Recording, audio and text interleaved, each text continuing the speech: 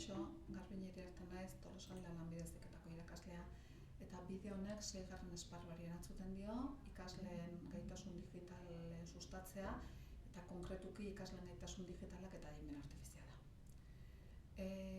Adimen artifiziala, informazioa bilatzen nola erabiliko den azalduko dut, baina hasi aurretiken galdera batzuk egingo nituke, ez? Eta lehenengo galdera izango litzake, zer da adimen artifiziala? Siri eta Alexa ezagutzen al dituzu? Hauek adimen artifiziala erabiltzen dute. Honen Siri eta Alexakin ezagutza, honik uste denak dakeula, baina konkretuki nire etxean gertatu zen gauza bat esango dizuet, gure amak esan zian, halako inteligente balin bazina den asmatza balin bazuen, galdetzeko egu berritako loterin zenbaki zein izango zen. Eta zein pentsatzezua izango dela erantzune. Erantzune, segurona izango da orain arteko azken zenbakie zein izan den gehien errepikatuntana izangoa segurazki. Zergatiken beak datu batzutan oinarritzen da, datu batzutatiken ikasten du, eta datu horiekin eragiketa batzuk egiten ditu, eta eragiketa horiekin lortzen duen erantzuna ematen digu. Orduan, gure informatikako kontzeptuekin erlazio bat ite balin badegu, adibidez, guk hain arte uinak ikasi ditugu, ez? Eta uinetan satelitekin nahitu ginen. Orduan, ikusi genuen satelitek mota ezberdinetakok zaudela eta bakoitzek bere eginkizun bat betetzezula, ez? Adibidez, konkretuki ikusi genuen eguraldi satelitea. Eguraldi satelitek zeiten digu aurreikuspen bat, ze eguraldi egingo duen. Hortako datu batzutan oinarritzen da, eta datu horiek beak aztertu ondorenen predikzio egiten du noiz ingo lukeen eta ze egunetan. Zer gertatzea, nahi adibidez, gaur esate balin bait, egin behar dula, baina ni goizan jakitze balin naiz eta eguraldi ona balin badau, zeingo eta aterki hartu, o nire esnari jarraituko diot eta 10 minutuko balin joa kanpora aterkiztet hartuko. Segurazki 10 minutuko balin joa igual aterkiztet hartuko, baina egun guztiako balin joa aterkia hartu ingoet, ez? Orduan zer gertatzea, beak ematen ditena da erantzun bat ematen dit, erantzun bat esan dit, eguraldi ebi egingo dula, baina nik ikusita nire senare jarraitza dauket, eta hau da beti adimen artifizialakin beharko genukena, ez? Oain bera satelitek atzera utzita, adimen artifizialeko erramienta asko ditugu eta bakoitzak erabilera espezifiko bateako erabiliko dugu, eta orduan nik oain erakutsiko dizuet bilaketak egiteko zein erabiliko dugun, ez? Adibidez, nire kason bilaketak egiteko Perplexity erabiltzen dut, eta Perplexity hemen prompt badauke, eta prompt honetan idatziko nuke nik galdetu nahi diodana, ez? Kasu honetan, segurtasunaren lanketarekin jarraituz eta bain segurtasun informatikoari helduz, adibidez, diskonpeduk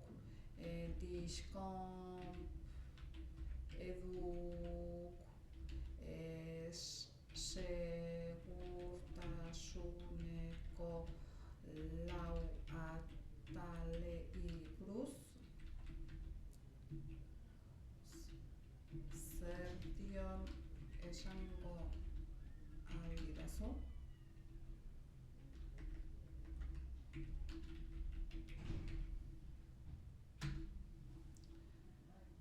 Hemen ikusten dezuenez, pronta galdetu diot, eta ez dit esaten 4 atalei buruz, baizik eta hemen jartzen dizkitena da 6 atal, eta hemen ikusten dezuez zenbaki txiki badaukeala, eta zenbaki horrei klikita balin badiot, hemen esaten ditena da beak informazio hau nondik atera dunez, eta informazioa heltzeko ze datutatik datu bilaketa indun eta nun indun.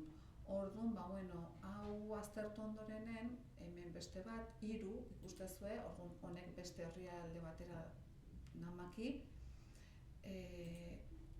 Orduan, erabilera nahiko erresa da. Eta hortaz aparte, gero hemen egiten daitena da, behakin erlazionatutako ze galdera gehiago dauden, hemen heltze baldin badiot, honekin beste bilaketa bat iten hasiko litzake, ez? Hau da adibidez, bilaketak egiteko erabiltzen den Perplexity adimen artifizialeko erramienta.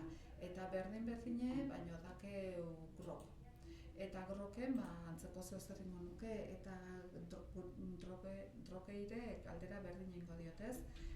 Diskon edu lau segurtasun lau eduko segurtasun informatikako segurtasuneko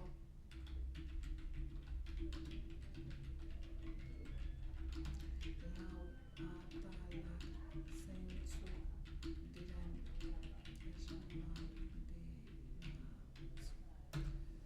eta emaitza berdinak lortzen diteun. Hemen ikusten dauna da,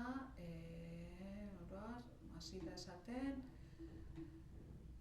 zein dien segurtasun arduratsua, eta hemen emaitza berdine ez diteman. Orduan ikusten dugu lehenengo erramienta batek eta beste batek emaitza berdine ez ditela eman.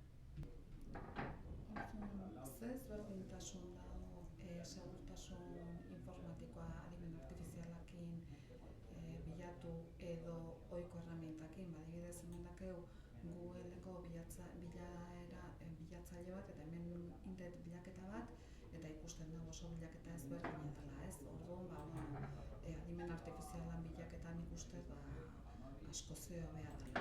Orduan hemen bilaketa hoi nahi dez, baina prezisio handigokin ematen dioten, orduan prontan galdetzen diotena da segurtasun informatikoan zela bat aldira garrantzizkoenak. Eta beste ze erantzun ematen diten, ez? Nik uste erantzun hau nik bilatzen nahi naizenakin gehiago erlazionatuta daola, orduan helduko nioke hildonei eta hildonekin esango nukena da nahi detela jarraitu igual aztertzen segurtasuna, baino gailu teknologikokin eta mobilen erabilera zenbatekoa den ikasleen artean eta horretarako pronta idatzikot. Orduan, prontean hortako, pronta jungo naiz nahi deten datu bile, ez? Ez hitzailea naiz eta ikaslei teknologiaren gehiagiko erabilerari buruzko hausnarketa egiteko eskatu diet, jakin nahiko nuke zenbat denbora pasatzen ditugun mobilarekin. Orduan, hau esate baldin badiot, honei buruzko informazio emangoit, esaten dut, hemen dauket informazio bat, leheno bezala, eta hau aztertzea jungo naiz, eta hemen dauket beste adierazpen bat, eta haure aztertzea jungo naiz.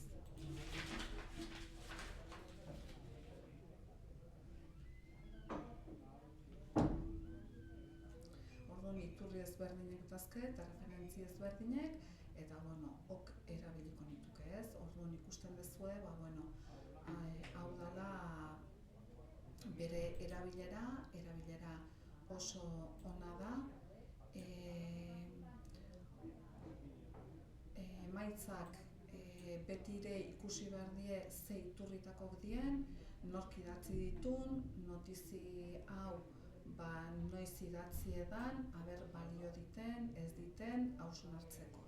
Orduan, hausnarketa guzti hauek inondorenen, nik nire erabakik hartuko ditut eta ze datutatiken, ze datu bilaketa dan baliozkoa eta horrekin hartu behar dituten erabakik edo ze lan behar duten ikusiko dut, ez? Orduan, ikusten da ematen digun emaitza beti aztertu egin behar dela, aipatu bezala, ematen dizkiguten emaitzak hausnarketa gure jakintza, iritzie eta sena inoiz alde batera ez ditugula utziko, ez? Hau da dena adimen artifiziala